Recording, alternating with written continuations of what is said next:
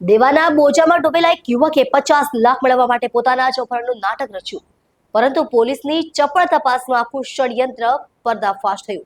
ઉત્તરાયણ પોલીસે CCTV surveillance અને human ઇન્ટેલિજન્સના આધારે આ ગૂંચ ઉકેલીને યુવકને સલામત શોધી કાઢ્યો.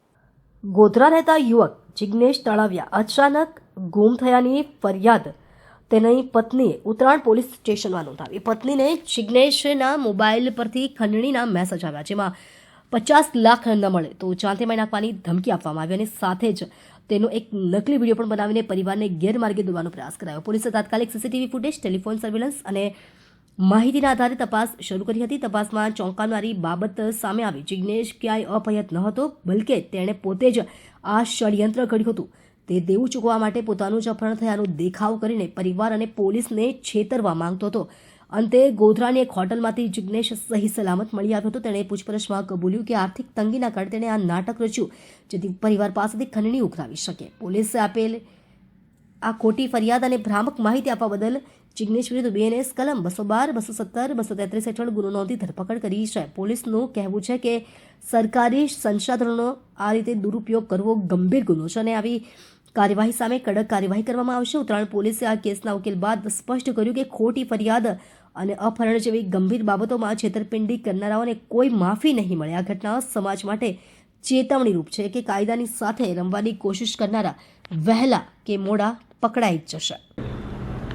ગત તારીખ 12/6/2026ના રોજ ઉત્તરાયણ પોલીસ સ્ટેશન વિસ્તારમાં જિગ્નેશભાઈ નામના એક વ્યક્તિની મિસિંગ કમ્પ્લેન્ટ દાખલ કરવામાં આવેલી.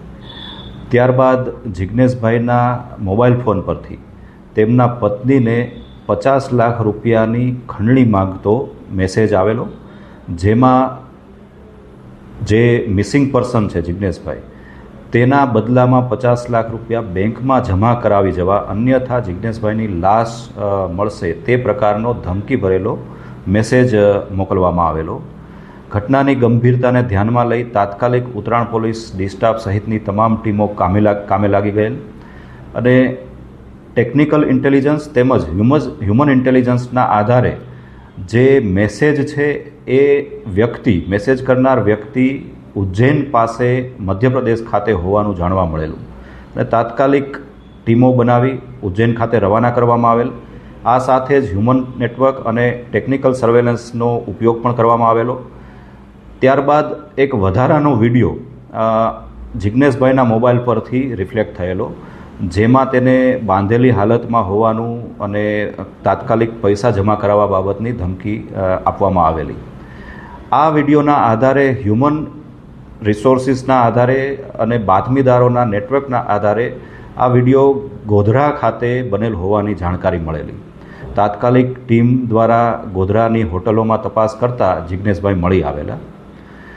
તેની પૂછપરછ કરતાં જાણવા મળેલું કે તેઓ પોતે 50 થી 60 લાખ રૂપિયા શેર સ્ટોક માર્કેટમાં ઓપ્શન ટ્રેડિંગમાં ગુમાવી ચૂકેલા અને તેને કારણે પોતે ખૂબ ખોટમાં ગયેલ હોવાથી પરિવારજનો અને અન્ય સગાવાલાઓ તેઓને મદદ કરે તેવા હેતુથી ખોટી રીતે આ પ્રકારના મેસેજ કરી પોતાનું અપહરણ થયાનું નાટક ઊભું કર્યું.